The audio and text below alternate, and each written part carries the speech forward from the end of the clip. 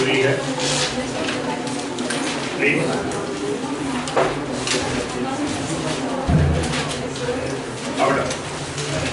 Valence bond theory, आगे लिखो for covalent bond, valence bond theory for covalent bond.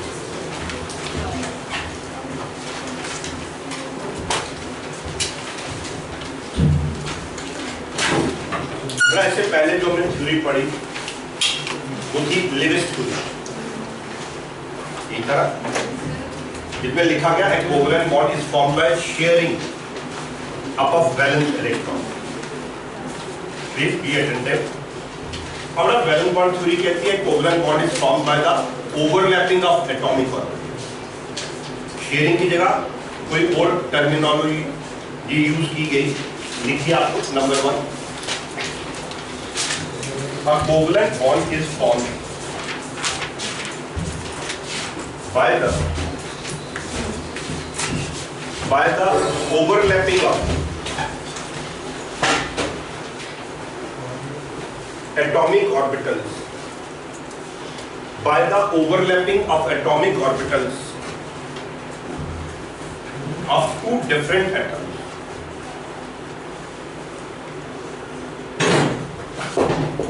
A covalent bond is formed by the overlapping of atomic orbitals of two different atoms.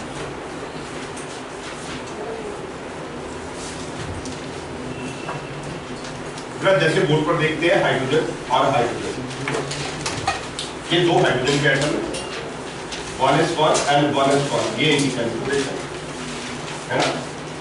s orbital is सबपेरिकल है ना, ये इसमें एक electron, ये दूसरा s orbital nucleus और ये दूसरा इसमें इलेक्ट्रॉन। इस s ऑर्बिटल के पास एक इलेक्ट्रॉन, इस s ऑर्बिटल के पास भी एक इलेक्ट्रॉन और ये इनका न्यूक्लियस। अब ये दो s ऑर्बिटल ना ओवरलैप कर जाते हैं।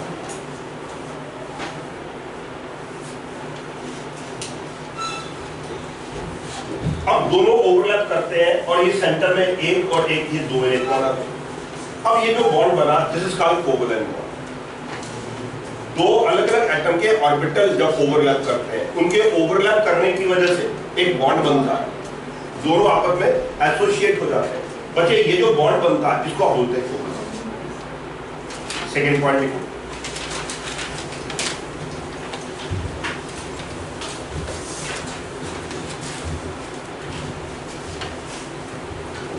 लिखिए valence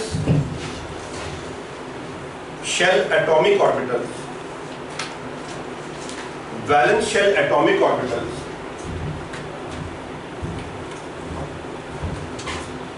containing unpaired electrons,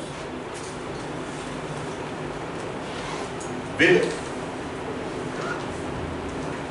anti-parallel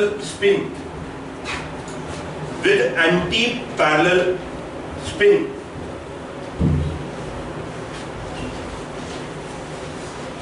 will overlap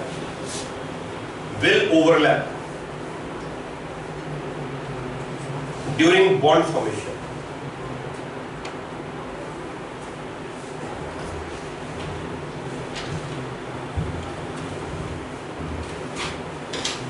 बड़ा इसमें 3 इंपॉर्टेंट पॉइंट्स हैं इस लाइन में। नंबर 1 वैलेंस शेल की ऑर्बिटल, तभी थ्योरी का नाम है वैलेंस। वैलेंस वर्ड जो है वो वैलेंस शेल की वजह से आया है। वैलेंस शेल के लास्ट शेल के ऑर्बिटल पढ़ो जरा आगे क्या लिखा, कंटेनिंग। अब जिसके पास एक इलेक्ट्रॉन होता है, अनपेड इलेक्ट्रॉन होता है, जिस ऑर्बिटल के पास 2 इलेक्ट्रॉन होते हैं as per valence bond theory वो ओवरलैप नहीं कर रहा, जिसके पास एक अनपेड इलेक्ट्रॉन है। और बेटा वो जो 2 ऑर्बिटल है ना उनके अनपेड इलेक्ट्रॉन एंटी पैरेलल होने चाहिए, एक क्लॉकवाइज तो दूसरा। अगर दोनों क्लॉकवाइज होंगे तो ओवरलैपिंग नहीं होती। अगर दोनों क्लॉकवाइज हो तो उनमें से एक क्या करेगा, सराउंडिंग से, नेचर से कैसे एनर्जी अब्सॉर्ब करेगा, फिर अपने स्पिन को अपोजिट करेगा फर्स्ट के, फिर ओवरलैपिंग। तो 3 पॉइंट हो गए वैलेंस शेल के ऑर्बिटल जिनमें अनपेड इलेक्ट्रॉन है और उन अनपेड इलेक्ट्रॉन की स्पिन एंटी पैरेलल है, वो ही ओवरलैप करता है। ठीक है, और एक पॉइंट लिखो next level, overlapping orbitals must have proper orientation. Overlapping orbitals must have proper orientation.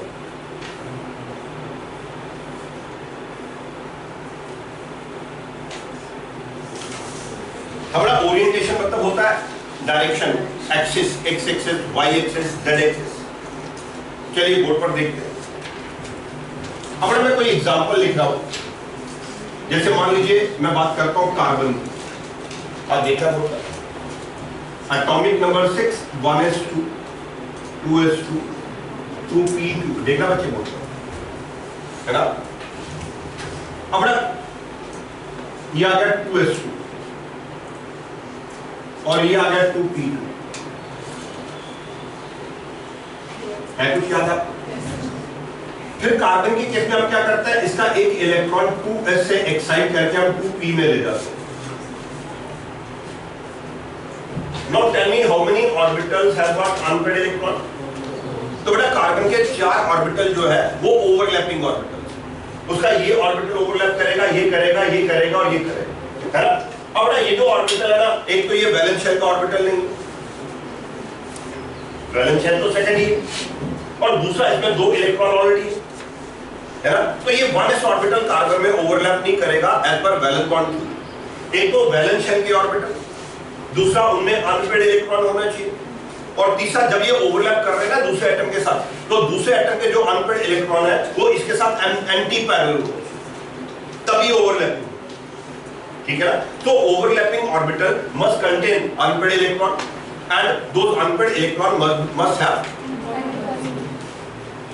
एक और पॉइंट क्या लिखा आपने कि जब ऑर्बिटल ओवरलैप करते हैं उनकी ओरिएंटेशन, डायरेक्शन प्रॉपर होनी चाहिए। क्या मतलब देखो, हाँ देखो ये s ऑर्बिटल है और ये p ऑर्बिटल है। देखो s और p में बॉन्ड बन गया ओवरलैपिंग, लेकिन देखो s ऑर्बिटल और p ऑर्बिटल जो है वो s से ओवरलैप नहीं करेंगे। This overlapping is forbidden. अगर ऐसे ओवरलैपिंग होगी तो रिपल्शन की वजह से बॉन्ड नहीं बनेगा। जब ऑर्बिटल ओवरलैप कर रहे हैं ना तो उनकी ओरिएंटेशन प्रॉपर होनी चाहिए, है ना। अच्छा फिर बात कर रहा हूं, देखो ये bond formation is, this is correct orientation, this is wrong orientation. फिर देखिए, अच्छा बेटा p ऑर्बिटल है,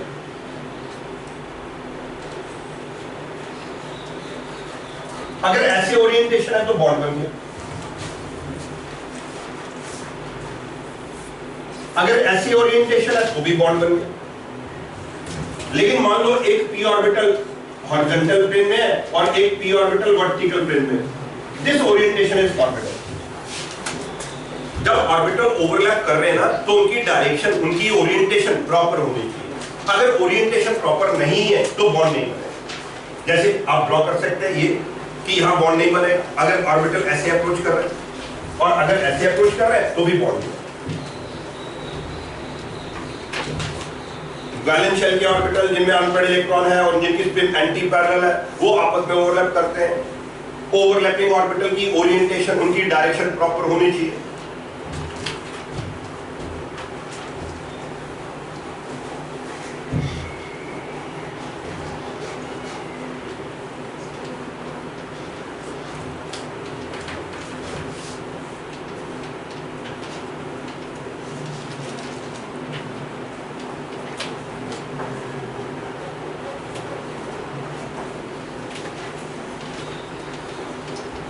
नेक्स्ट पॉइंट लिखिएगा, because of overlapping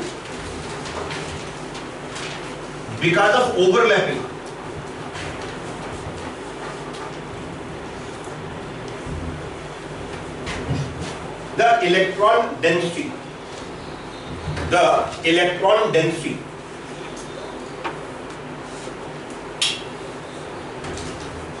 in the overlapping region increases. The electron density in the overlapping region increases. which is the cause of bond formation, which is the cause of bond formation.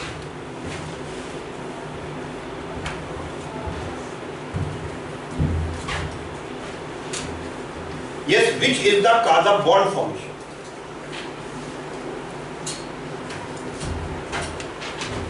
बोलो, लिखते लिखते कुछ समझ भी पा रहे हैं आप लोग? बताओ इधर देखकर, ये जो सेंटर वाला एरिया जहां ओवरलैपिंग हो रही है, समझना ये इंपॉर्टेंट पॉइंट है, यही मेन पॉइंट है यहाँ पे इस थ्योरी का। बताओ जो बीच वाला एरिया, यहाँ पे इलेक्ट्रॉन डेंसिटी बढ़ गई, जैसे मेरे ये दो हाथ है, ऑर्बिटल समझ लो, है ना? जब ये ओवरलैप करेंगे, देखो जिस एरिया में ओवरलैप करेंगे वहां पे इलेक्ट्रॉन डेंसिटी बढ़ जाएगी ना, इसके इलेक्ट्रॉन भी आ रहे हैं, इसके इलेक्ट्रॉन भी आ रहे हैं, है ना? बीच वाले एरिया में इलेक्ट्रॉन थिक हो गया, इलेक्ट्रॉन डेंसिटी बढ़ गई, है ना? देखना इधर, बताना ये क्या है? तो न्यूक्लियस में कौन सा चार्ज होता है? तो बेटा उसकी वजह से ये जो दो न्यूक्लियस है ये आपस में क्या करेंगे? बोलो, रिपेल करेंगे। बताओ थिक इलेक्ट्रॉन क्लाउड एक स्क्रीन का काम करेगा, स्क्रीनिंग इफेक्ट। तो क्लाउड की वजह से इन दोनों की रिपल्शन, तो एक पहला इंपॉर्टेंट पॉइंट हो गया कि ओवरलैपिंग की वजह से क्लाउड थिक हो गया और न्यूक्लियस की रिपल्शन कम हो गई ना? इन दोनों न्यूक्लियस की रिपल्शन, बेटा रिपल्शन कम होती है तो स्टेबिलिटी तो बढ़ी गई ना। अच्छा बताना, ये बीच में क्या है? Thick cloud. बेटा अगर क्लाउड थिक होगा तो इस पर डेंस नेगेटिव चार्ज होगा, क्या होगा? तो इस क्लाउड पर ना डेंस नेगेटिव चार्ज है, डेंस नेगेटिव चार्ज। तो मुझे बताओ ये नेगेटिव और ये पॉजिटिव क्या करेंगे? Strong attraction. ये नेगेटिव ये पॉजिटिव क्या करेंगे? तो कहने का मतलब ओवरलैपिंग की वजह से नंबर 1 न्यूक्लियस की रिपल्शन कम हो गई, इलेक्ट्रॉन न्यूक्लियस अट्रैक्शन बढ़ गई। और बेटा जैसे अट्रैक्शन बढ़ती है कुछ एनर्जी रिलीज हो जाती है, तो इस तरह से स्टेबल बॉन्ड बन गया, है ना? एक तो एनर्जी रिलीज हो गई और दूसरा इस केस में जो अट्रैक्टिव फोर्सेस है वो रिपल्सिव फोर्सेस को डोमिनेट कर गई, है ना? इलेक्ट्रॉन न्यूक्लियस की जो अट्रैक्टिव फोर्सेस है वो न्यूक्लियस की रिपल्सिव फोर्सेस को डोमिनेट कर रही है। तो जब अट्रैक्टिव फोर्सेस रिपल्सिव फोर्सेस को डोमिनेट करती हैं तो एक स्टेबल बॉन्ड बन जाता है। तो जो ओवरलैपिंग हुई, इस ओवरलैपिंग की वजह से एक बॉन्ड बन गया। लिखो आगे इसी लाइन को कंटिन्यू करो।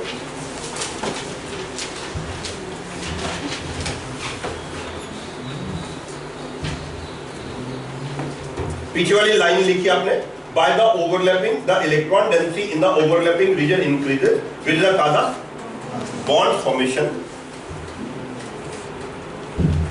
लिखे, there is point यही चलेगा, continue, there is decrease in repulsion between the bonded nuclei, there is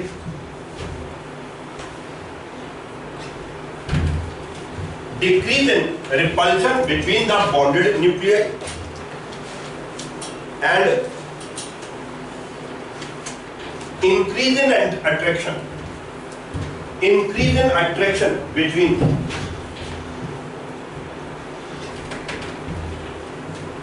the thick electron cloud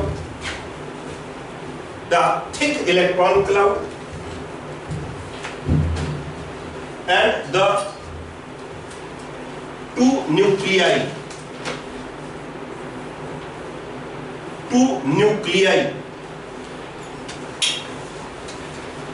comma, as a result some energy will be released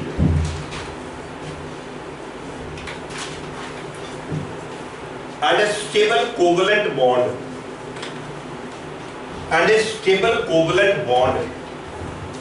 will be formed, and a stable covalent bond will be formed.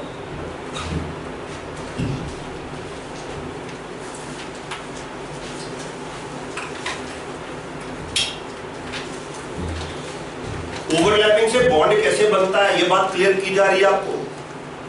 Overlapping से bond कैसे बनता है बच्चे? Overlapping से centre वाले area में electron cloud thick हो जाता है। ये थिक क्लाउड न्यूक्लियस की रिपल्शन को कम करता है और इलेक्ट्रॉन न्यूक्लियस की अट्रैक्शन को मतलब जो अट्रैक्शन है वो रिपल्शन पर डोमिनेट कर रही है, तो जब अट्रैक्शन डोमिनेट करती है तो बॉन्ड बन जाता है, और इस प्रोसेस में स्टेबिलिटी भी आ जाती है, कुछ एनर्जी रिलीज हो जाती है, तो एनर्जी भी रिलीज हो गई और जो अट्रैक्टिव फोर्सेस है उन्होंने रिपल्सिव फोर्सेस को डोमिनेट कर दिया। This is how a covalent bond is formed. But Lewis theory में ऐसा कोई एक्सप्लेनेशन नहीं था। इलेक्ट्रॉन के शेयर करने से बॉन्ड कैसे बनता है, दैट वाज नॉट क्लियर। मतलब इलेक्ट्रॉन शेयर हुए तो ऐसा क्या हुआ कि बॉन्ड बन गया। ओवरलैपिंग से हम इस बात को एक्सप्लेन कर पाते हैं कि रिपल्शन कम होती है, अट्रैक्शन बढ़ जाती है और साथ में कुछ एनर्जी रिलीज हो जाती है। So this is how a stable covalent bond. Next line में लिखिए, नेक्स्ट पॉइंट बनेगा फिर, the strength of a covalent bond, the strength of a covalent bond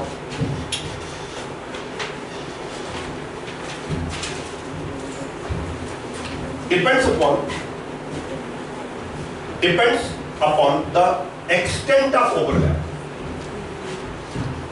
Depends upon the extent of overlap.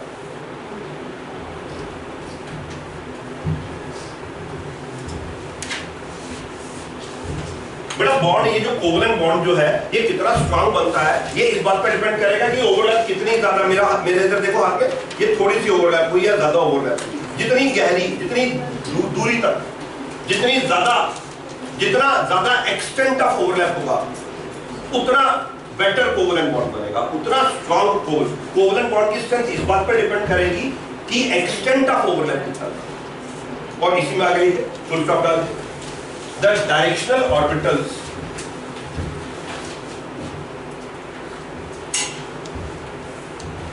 The directional orbitals form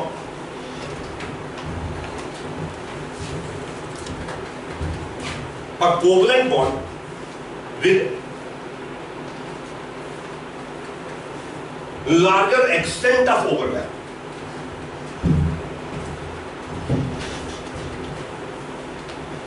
full stop. इसी में आगे को greater the directional character, greater the directional character in an orbital,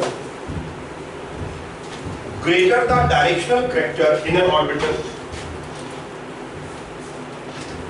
comma, greater the extent of overlap,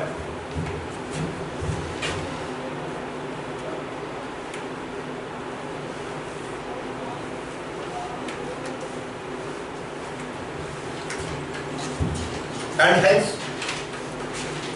greater the strength of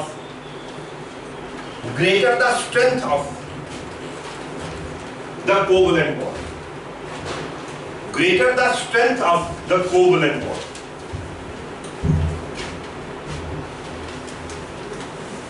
इसी में एक line और लिखो, the hybridized orbital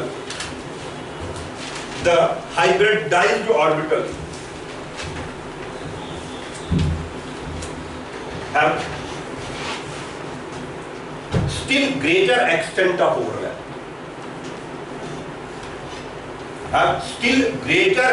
of overlap.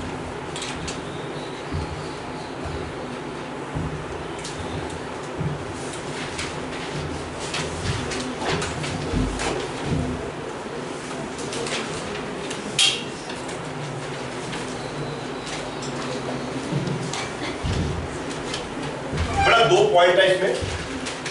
आप बताओ s orbital, p orbital, which is directional. s की shape spherical, उसमें तो कोई डायरेक्शन है नहीं। p तो डम्बल है, वो कभी x एक्सिस पे होता है, कभी y पे होता है, कभी, तो कौन हुआ डायरेक्शनल? तो p orbital have greater extent of overlap as compared to s orbital. तो जब p ऑर्बिटल ओवरलैप करता ना, वो ज्यादा स्ट्रॉन्गर और इफेक्टिव बॉन्ड बनाता है as compared to s orbital.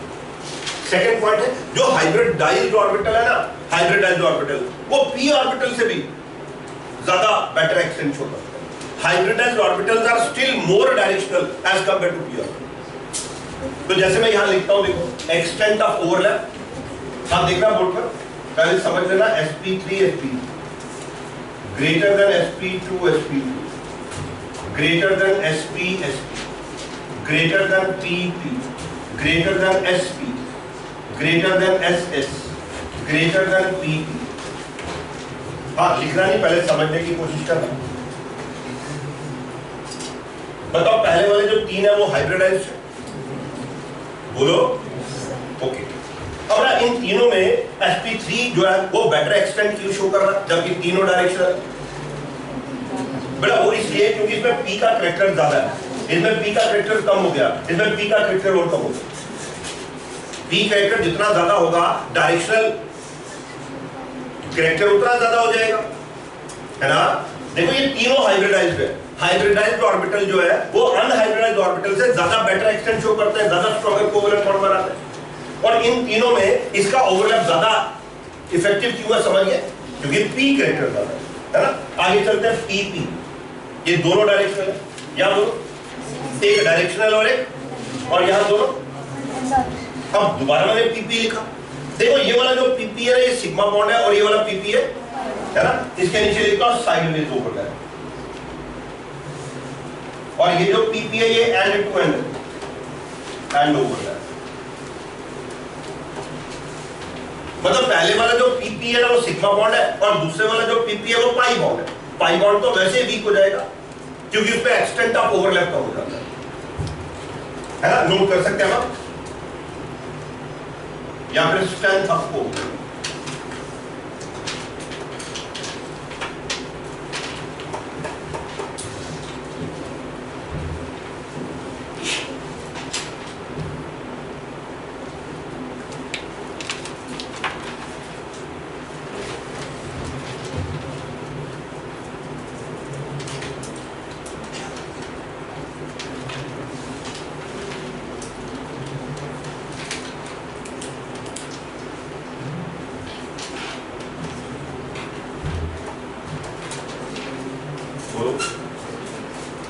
बोलो बड़ा जोर से बोलो बेटा। ये तीनों डायरेक्शनल है, ओके, ये तीनों हाइब्रिडाइज्ड है ना। और इन तीनों में से इसमें एक्सटेंट ऑफ ओवरलैप ज्यादा क्यों है? क्योंकि p कैरेक्टर है ना। अब ये दोनों डायरेक्शनल, इसमें एक डायरेक्शनल है नॉन डायरेक्शनल, तो इसका बॉन्ड ज्यादा इफेक्टिव हो जाएगा। यहाँ पे दोनों नॉन डायरेक्शनल, ये डायरेक्शन तो है लेकिन ये साइडवेज है, पाई बॉन्ड बना रहे हैं। और पाई बॉन्ड में तो एक्सटेंट ऑफ ओवरलैप तो ना के बराबर होता है ना। पाई बॉन्ड देखो ऐसे बनता है और इसमें ओवरलैपिंग देखो नेग्लिजिबल हो जाती है, थोड़ी सी हो जाती है। हाँ, एक इंपॉर्टेंट पॉइंट है इसमें, क्या है देखो बड़ा पी एस एस जब आप इनको कंपेयर करते हैं ना तो याद रखना एन सेम होना चाहिए, n principal quantum number. Board पर देखो, देखो 2p 2p आप बढ़ गए, stronger than 2s 2p, stronger than 2s 2s, n same है 1s 1s। अब देखो जो 1s का बॉन्ड है वो इससे भी ज्यादा स्ट्रॉन्ग, ये नॉन डायरेक्शनल है लेकिन बच्चे इसका साइज बहुत छोटा है। बड़ा जब साइज छोटा होता है ऑर्बिटल का तो बॉन्ड लेंथ कम हो जाती है, तो बॉन्ड स्ट्रॉन्ग हो ही जाता है ना। जब आपने इनकी स्ट्रेंथ को कंपेयर करना है तो मैं आपको ये आइडिया दे रहा हूँ, ये तब है व्हेन द n इज, हाँ, प्रिंसिपल क्वांटम नंबर सेम होना चाहिए, वो डिफर नहीं होना चाहिए, है ना। लास्ट में लिखना, लिख सकते हैं when n is same, when n is same.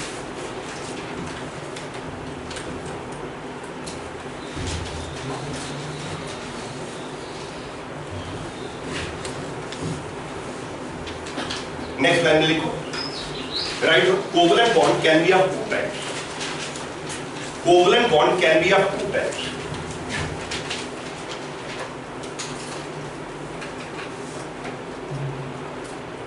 Just mention कर रहा हूं, आप भी लिखिए इसी तरह से, एक आ गया सिग्मा बॉन्ड, एक आ गया पाई बॉन्ड।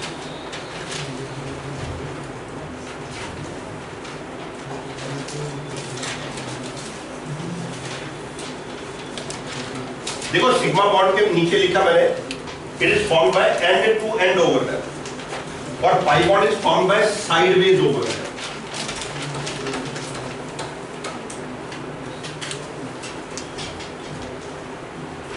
बच्चे sigma bond is formed by end to end overlap, end to end overlap, and pi bond is formed by sideways overlap. याद है ना। अब देखना सिग्मा बॉन्ड कैसे बनते हैं, ये आ गया एस एस ओवरलैप, या फिर S और P ओवरलैप, ये भी सिग्मा बॉन्ड, या बच्चे फिर P एंड P ओवरलैप। बोलो इसको क्या बोलेंगे? एस एंड एस ओवरलैप, है ना? इसको क्या बोलेंगे? S and P overlap. इसको क्या बोलेंगे?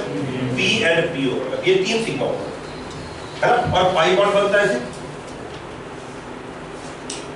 ये भी पी पी ओवरलैप है बट साइडवेज। अब pi bond is formed by the sideways overlap of p overlap and sigma bond is formed by end to end overlap.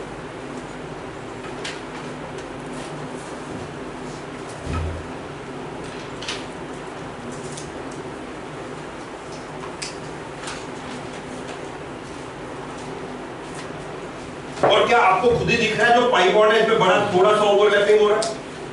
देखो मैंने शेड किया, extent of overlap in pi bond is small, extent of overlap in sigma bond is too large, है ना? That's why pi bond is a weaker bond and a sigma bond is a stronger bond. तो लिखता हूं मैं greater extent of overlap and a strong bond. pi bond में smaller extent of overlap, so a weak bond. तो pi bond जो होता है वो सिग्मा के कंपैरिजन में एक वीक बॉन्ड होता है, क्योंकि पाई बॉन्ड में ओवरलैपिंग बहुत कम होती है और सिग्मा बॉन्ड में ओवरलैपिंग काफी ज्यादा होता है।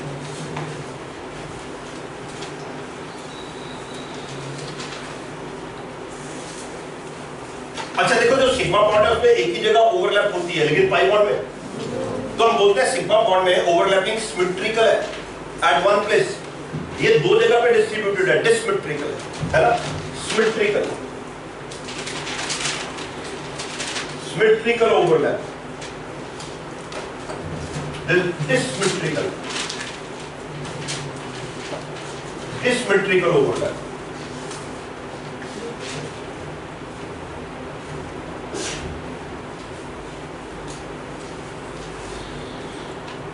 और बेटा क्योंकि पाई बॉन्ड में डिसिमेट्रिकल ओवरलैप है इसलिए पाई बॉन्ड में रोटेशन नहीं होती। देखो अगर मैं एक ऑर्बिटल को पकड़ लूं और दूसरे ऑर्बिटल को घुमाना चाहूं तो बॉन्ड टूट जाएगा, बोलो? तो पाई बॉन्ड में रोटेशन नहीं होती। सिग्मा बॉन्ड में अगर एक को पकड़ के दूसरे को घुमाएंगे तो रोटेशन तो हो जाएगी, बॉन्ड तो ब्रेक नहीं हो रहा। तो rotation along sigma bond is possible, rotation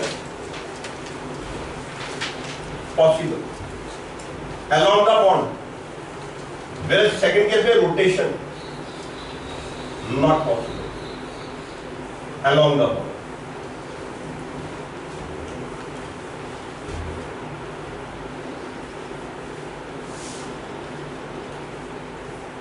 तो पाई बॉन्ड में along the bond rotation possible नहीं होती और सिग्मा बॉन्ड में रोटेशन पॉसिबल हो जाती है। ओनली अगर आपको याद है तो सिग्मा बॉन्ड तो अकेला बन जाता है, जो पाई बॉन्ड है वो अकेला नहीं बनता, वो हमेशा सिग्मा बॉन्ड के साथ बनता है। पहला बॉन्ड हमेशा सिग्मा बॉन्ड होता है और दूसरा बॉन्ड पाई बॉन्ड अकेला नहीं बनता, वो हमेशा सिग्मा बॉन्ड के साथ बनता है एज पर मॉलिक्यूलर ऑर्बिटल। ठीक है? इसके अलावा अगर आपको याद है single bond is always double bond contains and triple bond contains. और बेटा ये भी बड़े इंपॉर्टेंट क्वेश्चन है ऐसी यूनिट में, count the number of sigma and pi bonds. ये हमने ऑर्गेनिक केमिस्ट्री में पढ़ा है ना? लिख लो ऐसे क्वेश्चन की form, count the number of sigma and pi bonds in the following molecule. Count the number of sigma and pi bonds in the following molecule. Count the number of sigma and pi bonds in the following molecule.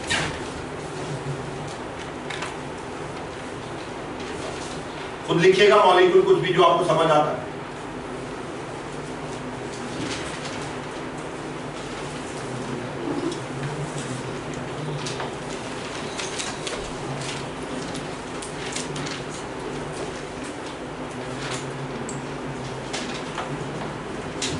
मैंने कुछ लिख दिए, बाकी हमने organic में किए हुए हैं, वहां से देख लीजिएगा और खुद भी ट्राई करिएगा कुछ मॉलिक्यूल था।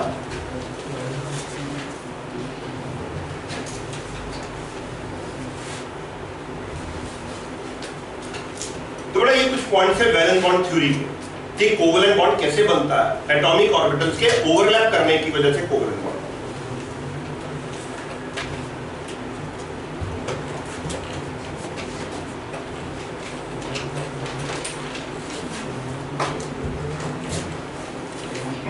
लिखो,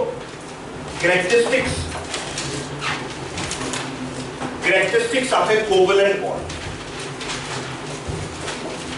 Characteristics of a covalent bond.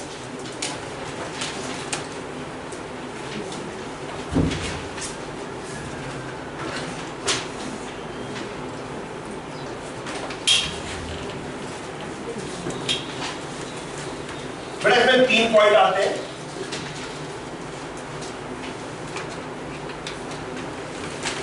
One is bond length, one is bond strength, one is bonding. तो पहले 2 पॉइंट फिर हमने ऑर्गेनिक जब स्टार्ट किया था वहां डिस्कस किए थे, बॉन्ड लेंथ, बॉन्ड स्ट्रेंथ। आज हम बॉन्ड एंगल करेंगे। देखो बॉन्ड लेंथ किस पे डिपेंड करती है, अगर आपको याद है, एक लिखा था हमने साइज ऑफ एटम, वहां रिवाइज करिएगा। दूसरा हमने लिखा था मल्टीप्लिसिटी,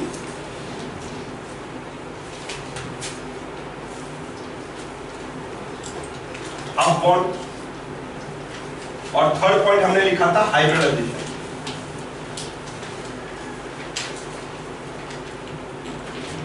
और बॉन्ड लेंथ और बॉन्ड स्ट्रेंथ जो है ना वो इनवर्सली प्रोपोर्शनल है। जो ट्रेंड बॉन्ड लेंथ में आता है वही ट्रेंड बॉन्ड स्ट्रेंथ में आ जाता है। Bond length depends upon size of atom. Atom का साइज जितना बड़ा बॉन्ड लेंथ उतनी ज्यादा। Multiplicity of the bond, single bond है, डबल बॉन्ड है या ट्रिपल बॉन्ड है। और लास्ट में हाइब्रिडेशन, और हाइब्रिडेशन में बताया था greater the S character smaller the bond length. बेटा इसको रिवाइज करिएगा।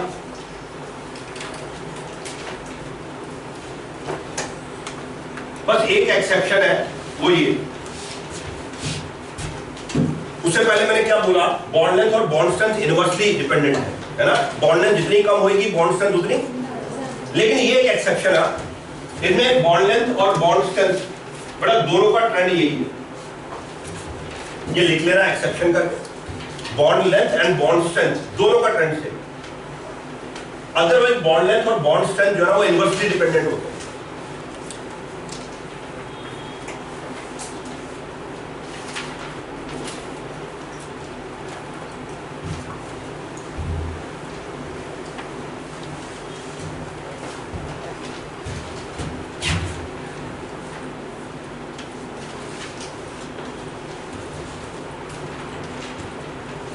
अब बताइए बॉन्ड लेंथ का ट्रेंड ऐसा क्यों है?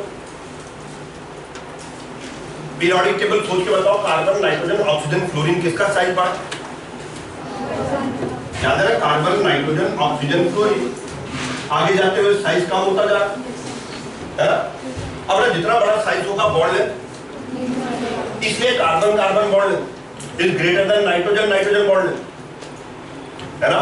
देखो मैं इसको ऐसे ड्रॉ करता हूं, कार्बन ये बड़े एटम, ये थोड़े छोटे एटम हो, ये बच्चे थोड़े और छोटे एटम हो, और ये तो और छोटे एटम हो। अब तो आपको डायग्राम में समझ आ रहा है बॉन्ड लेंथ। बोलो बॉन्ड लेंथ कहां ज्यादा है? कार्बन कार्बन, क्यों? साइज बड़ा है ना, और सबसे छोटा। तो फिर सबसे स्ट्रॉन्ग बॉन्ड कौन सा होना चाहिए? फ्लोरीन होना चाहिए। लेकिन यहाँ पे सबसे स्ट्रॉन्ग बॉन्ड कार्बन है, फ्लोरीन वीक बॉन्ड। देखो उसका रीजन क्या है, जो फ्लोरीन है ना उसके ऊपर 3-3 लोन पेयर होते हैं। तो बताओ ये लोन पेयर आपस में क्या करेंगे? रिपेल करेंगे, तो रिपल्शन से बॉन्ड वीक हो जाएगा, है ना। ऑक्सीजन पे 2-2 लोन पेयर होते हैं और नाइट्रोजन पे 1-1 लोन पेयर, कार्बन पे लोन पेयर नहीं। तो बॉन्ड वीक क्यों हो गया? Excessive repulsion of lone pair की वजह से। तो बॉन्ड लेंथ और बॉन्ड स्ट्रेंथ दोनों का सेम ट्रेंड है, बॉन्ड स्ट्रेंथ का। This is exception and this is very very important.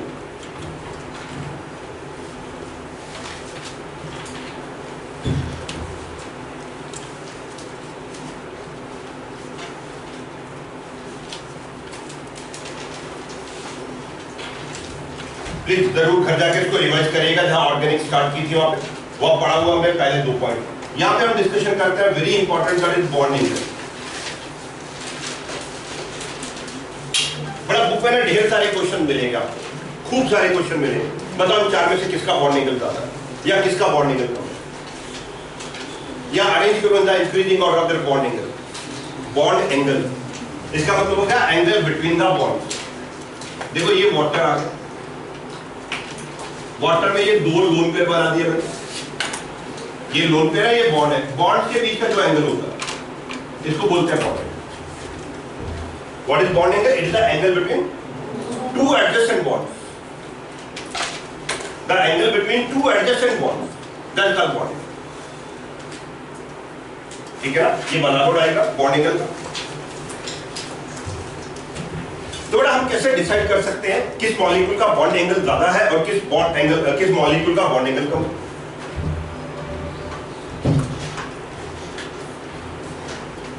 तो वाटर में ये ऊपर मैंने लोन पेयर ड्रॉ कर दिया है ना, ये HOH दोनों बॉन्ड के बीच का जो एंगल आएगा दैट बॉन्ड एंगल।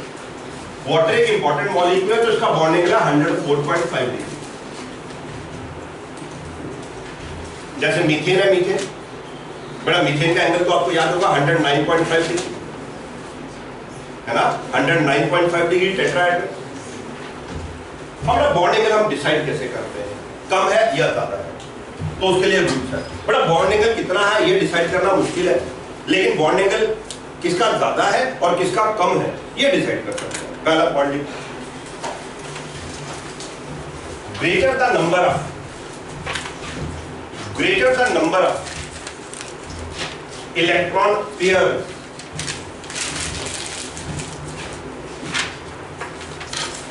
क्या होता है इलेक्ट्रॉन पेयर? पढ़ा हुआ इलेक्ट्रॉन पेयर दो तरह के होते हैं, बॉन्ड पेयर है ना, बॉन्ड पेयर है। मेरी तरफ देखना बेटा, सिर्फ sigma bond pair, pi bond लिख लो ब्रैकेट में, sigma bond pair and lone pair, sigma bond pair and lone pair bracket में। बच्चे दोनों को मिलाते हैं, सिग्मा बॉन्ड पेयर भी और आगे को around central atom, around central atom.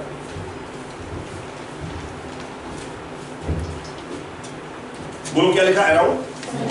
अब खाली सेंट्रल एटम देखना आपने, बाहर वाले टर्मिनल एटम नहीं देखने। बताओ वाटर में सेंट्रल एटम कौन है? सिर्फ ऑक्सीजन देखना, हाइड्रोजन के इलेक्ट्रॉन पेयर लोन पेयर नहीं देखने आप, सिर्फ सेंट्रल एटम के। Greater the number of electron pair mean sigma bond pair and lone pair around आगे को comma lesser is the bond, lesser is the bond.